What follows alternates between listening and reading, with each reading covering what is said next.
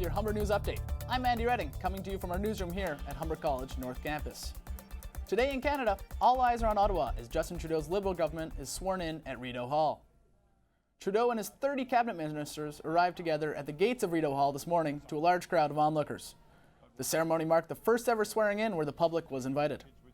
After filing into the hall, Canada's 23rd Prime Minister was first to take the oath. Generally, in all things, I shall do as a faithful and true servant ought to do for Her Majesty, so help me God. Familiar faces Stéphane Dion, Ralph Goodale, and Bill Morneau were named to the cabinet, along with 18 first-time MPs, including Etobicoke North's Kirsty Duncan and Mississauga Malton's Navdeep Bains. Tune in to our 2 o'clock show for all the details on the new cabinet appointments. In other national news, Mohamed Fahmy has shared his story with a public audience for the first time. The journalist received a warm welcome as he took the stage at the Toronto Reference Library for his first public talk since his release from an Egyptian prison. The conversation gave unique insight into Fahmy's time in jail and his fellow inmates.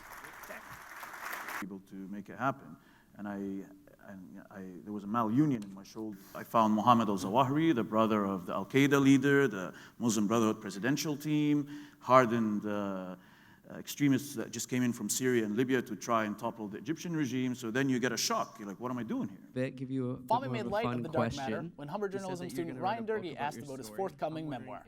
If it becomes a screenplay, who would you like to play you? Oh. This is your chance.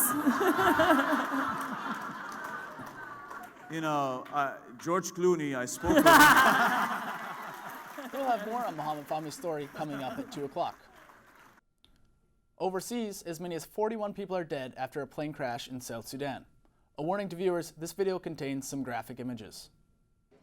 Shortly after takeoff, the plane came down on the banks of the White Nile, killing fishermen while working in the sea. There are conflicting reports on how many people were killed in the crash, but officials confirmed 3 survivors, including a baby boy. Authorities say engine failure most likely caused the crash. In the world of sports, the Raptors set a franchise record. The Royals celebrate their championship win, and Sens take it to the Habs. Turning to weather, summer in November continues through the week. Temperatures will reach a high of 17 today. We'll have your full 3-day forecast after the break. But for now, we'll leave you with this. There's officially a new kid on the Hill. Mark Critch from This Hour has 22 minutes, stepped into Will Smith's shoes with his rap about Prime Minister Justin Trudeau's new digs.